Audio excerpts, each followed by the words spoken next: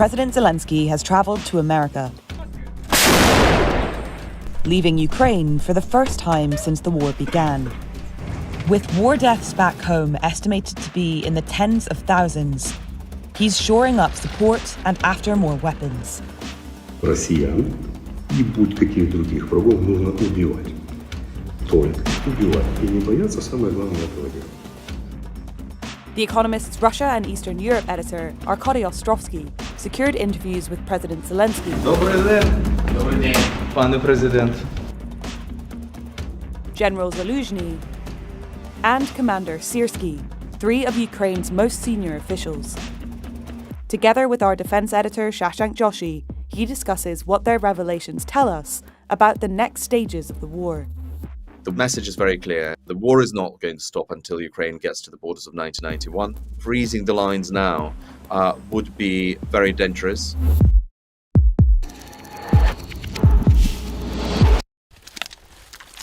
On the east, it's like in World War II, during very difficult battles. It's really war with fire, with shelters, with rockets, with everything, artillery, so with everything.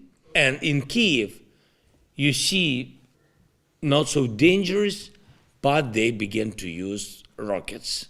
Since Russia started this barrage, basically half, 50% of power generation of Ukraine has been lost. There is darkness in every sense of the word. You know, this is not a movie, this is the real life, and we should not underestimate the amount of strain, psychological strain people are under. These blackouts are due to attacks on power grids, including by Iranian-made drones.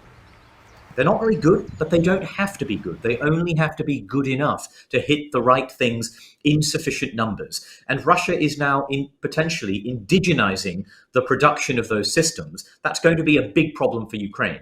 However, the really big problem would be if Iran makes a decision to supply short-range and medium-range ballistic missiles, things like the Zulfikar system. If it were to do that, it would essentially allow Russia to keep up this rate of relentless attack on Ukraine's cities and infrastructure.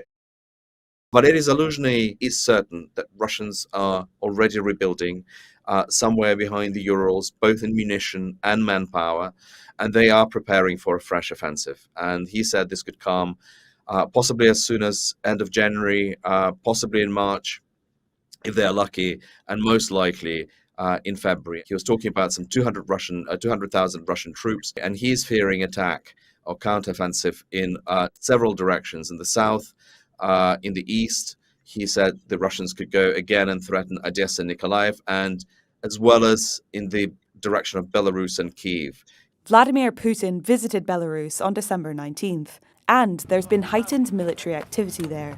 There is a sense that an attack could come from the north. Now, what we have been told is that Belarus has probably given away too much of its supplies, ammunition and other material, to the Russians to conduct an attack itself or to take part in one. And I am skeptical that we would see a serious attempt from the north. And if you're looking at this from the perspective of Vladimir Putin, who says, what do I want to take most of all? The bit that he doesn't have is the rest of Donetsk province. And taking that would allow him to say he has liberated or captured the entirety of Donbass. And if you were a Ukrainian commander assessing your options, the really ambitious place for a Ukrainian offensive would be Melitopol, because they would be able to get their HIMARS rocket launchers within range of Russian supply lines all the way from Russian territory to Crimea. But of course, we have to remember, for the Ukrainians, it isn't just territory.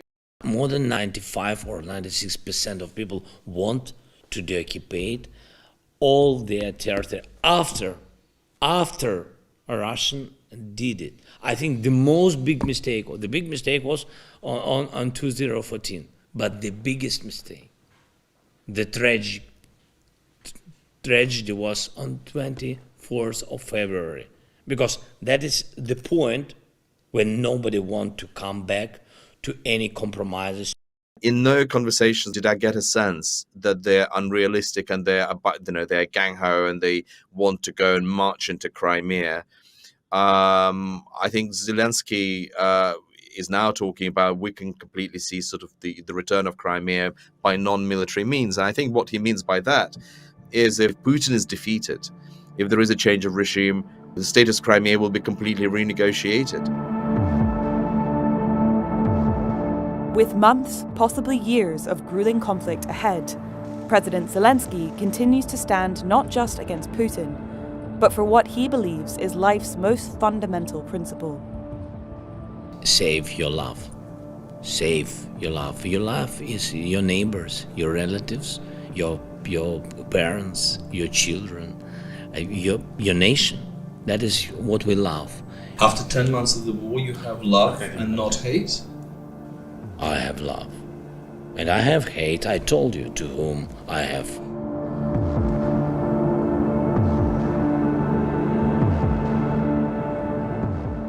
To read more of our coverage on the war in Ukraine and the events in Russia, please click on the link.